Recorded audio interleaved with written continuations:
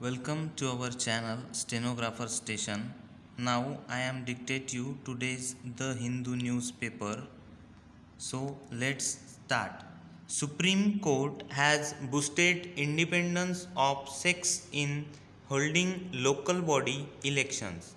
Even through more than a quarter century has elapsed since the constitution was amended to make urban and rural local bodies a self-contained third tier of governance.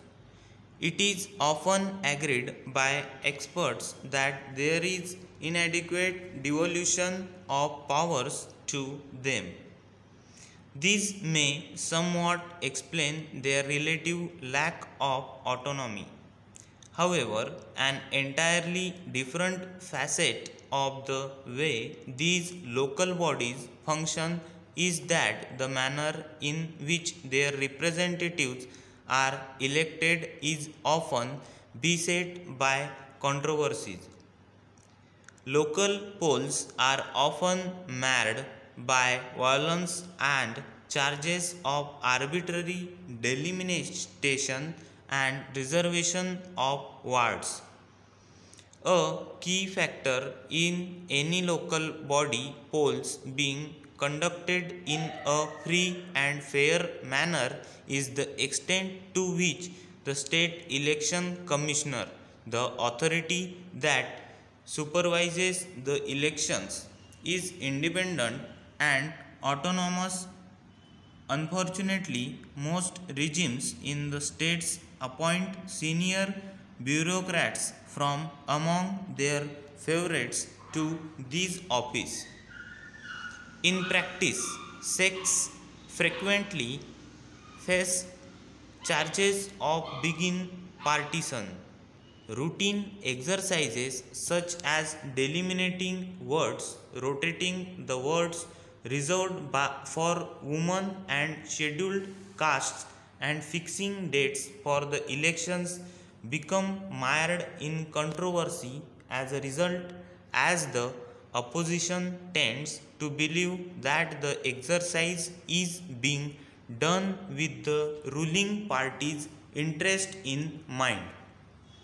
Even though these cannot be generalized in respect of all states and all those manning the position, it is undeniable that sects do not seem to enjoy the confidence of political parties and the public to the same extent as the Election Commission of India as far as their independence is concerned.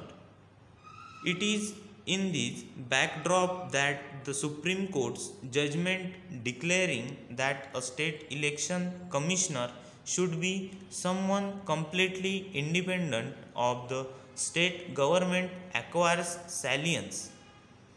It has described the Goa government's action in asking its law secretary to hold additional charge as sake as a mockery of the constitutional mandate.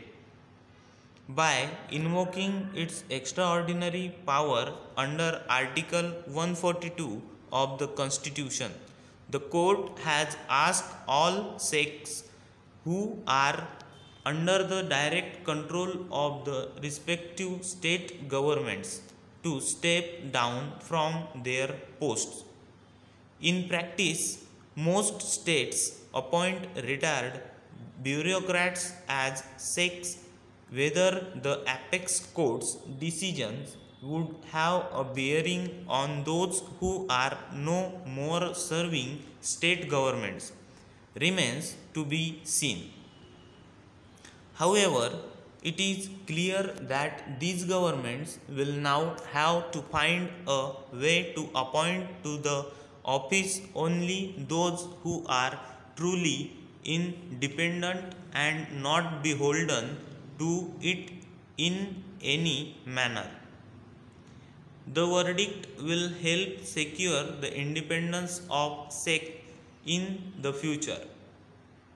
More significantly, The courts has boosted the power of the election watchdog by holding that it is open to the SEC to countermand any infractions of the law made by the state governments in the course of preparing for local body polls.